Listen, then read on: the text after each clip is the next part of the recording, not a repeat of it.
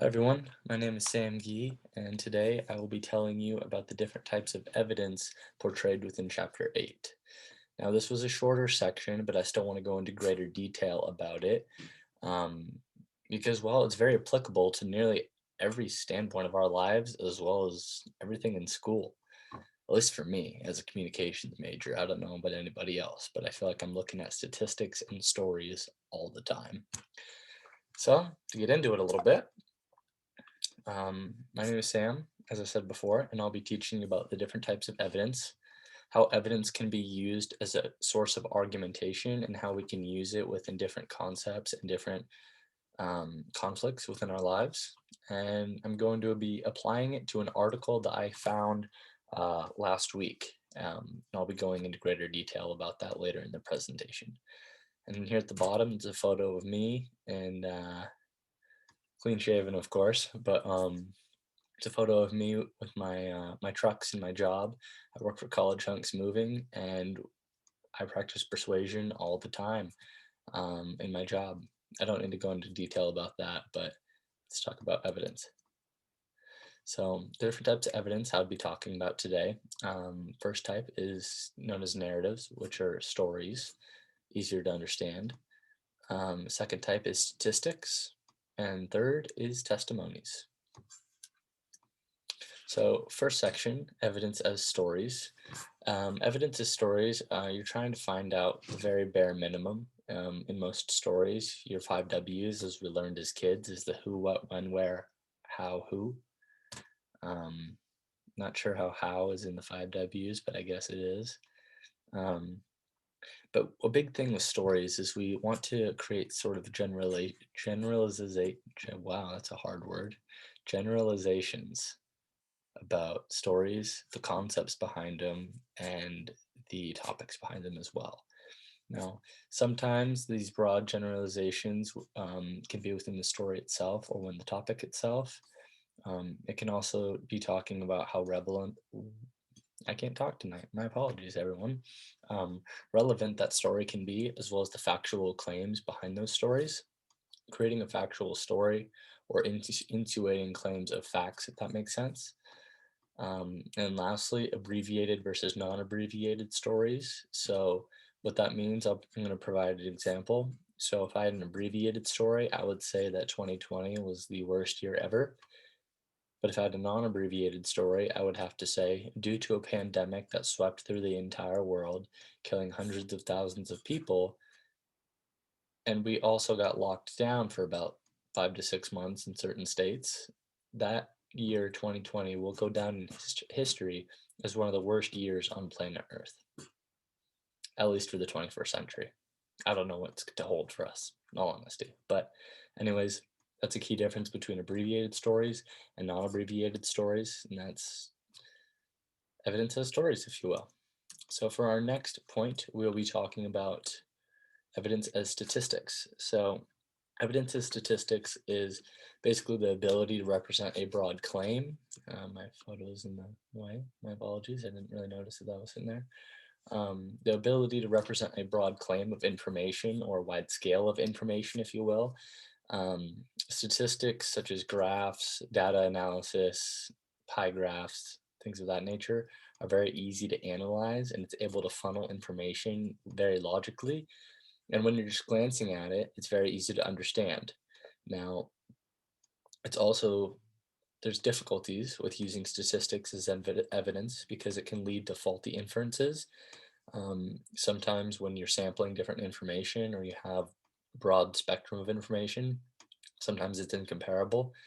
Um, like for example, I was looking up some information earlier for another class, and for some reason, a graph popped up comparing motorcyclists to the rate of sour cream bought, and there's a comparison behind it.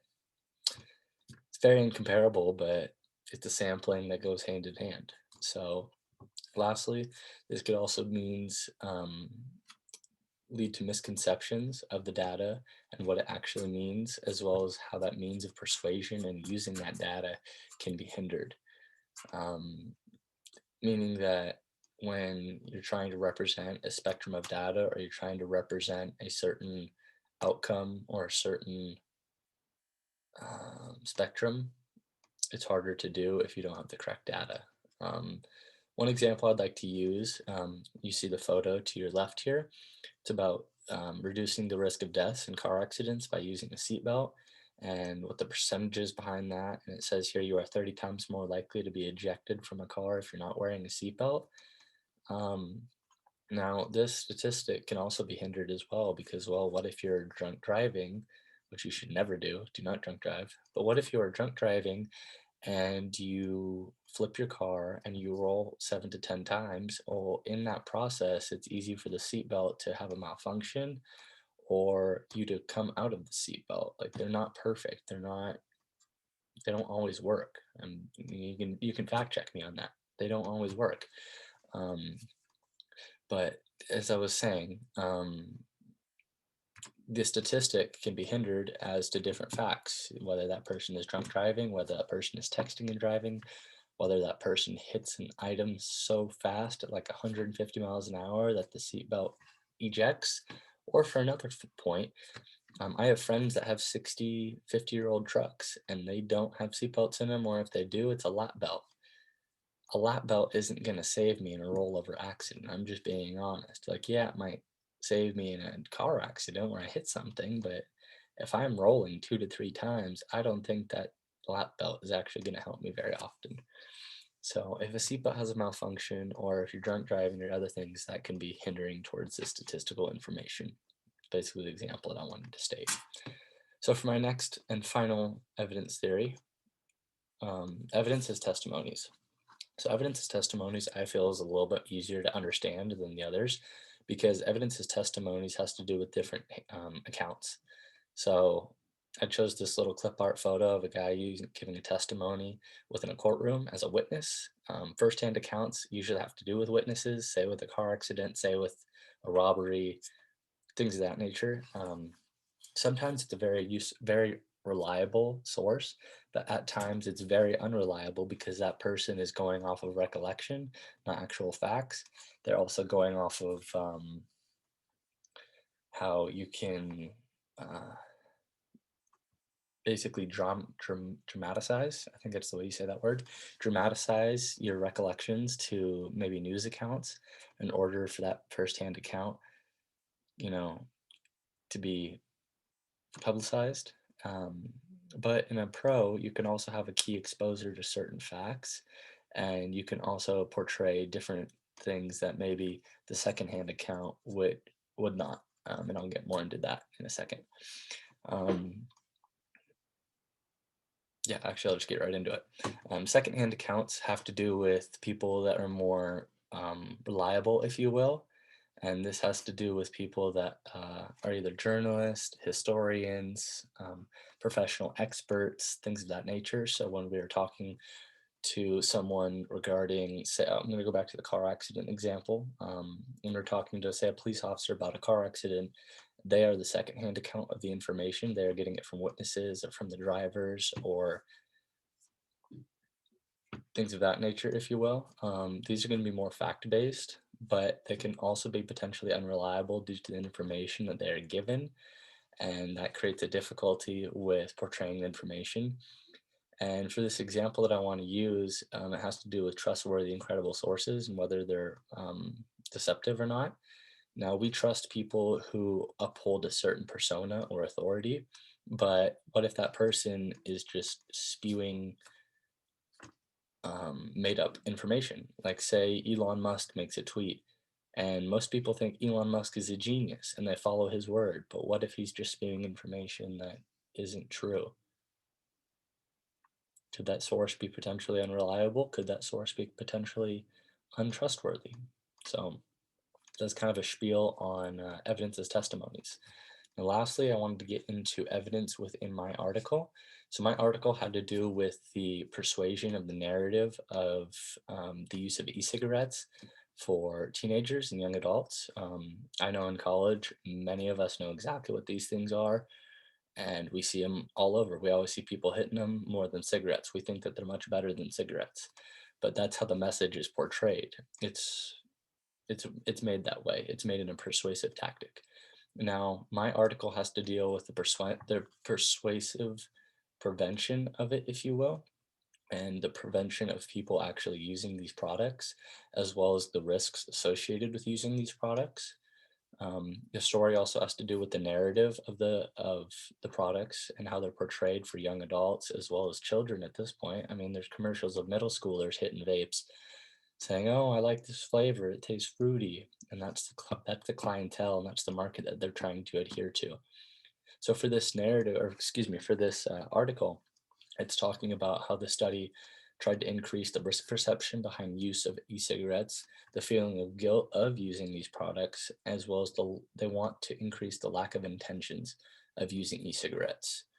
Um, my large example that I wanted to use for this adheres to all three examples or uses of evidence: statistical evidence, story evidence, and testimonies. First one I want to touch on is the use of statistical evidence. You can go off of the different forms of cancer that users experience, the different forms of health malfunctions, if you will, non-health benefits, if you can say that correctly. And that could help lead to a decrease in overall users. Another form of evidence that can be used in how this article is portrayed is how someone lost a large sum of money due to their addictions. I have friends that have lost over thousands of dollars just by buying these e-cigarettes. Or maybe how someone lost maybe a lung, or maybe their health was drastically decreased by the use of these products.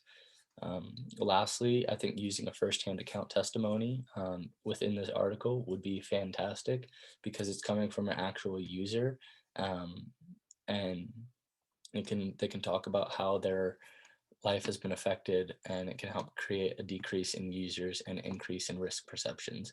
We see this a lot in the tobacco commercials for smoking cigarettes and people that have holes in their throats right here. I have to talk through those. I feel like that's a big firsthand account that people actually don't highlight very often. And we're like, oh, scare tactic, whatever. But it's a real fact that people, have that issue, or they get lung cancer, or they get throat cancer, or they get gum cancer. Multiple forms of cancer can be correlated with the use of cigarettes and e-cigarettes for that matter. Excuse me. So, lastly, as a conclusion, what I just want to touch on is the use of e-cigarettes, very bad, but as well as the different types of evidence, story evidence, statistical evidence, and testimonies. It's very important how we can use these different forms as a use of persuasion, and how these different types of evidence make us think differently, such as a story, such as a first-hand account from somebody using a product or doing this or doing that. Or lastly, a statistic, which is a chart with big numbers on it, big percentages, and that can also be used as a scare tactic or a or a means of persuasion. So, thank you very much for hearing out my topic and hearing how these different types of evidence can work within the means of persuasion. And I hope you think differently when you're looking at stories, you're looking at statistics, or you're hearing a testimony about something. You're like, oh, well, Sam from that history persuasion class taught me about how persuasion can work with these different types of evidence. So, again, thank you so much for listening, and I hope you all have a great day and a great weekend. These are my sources.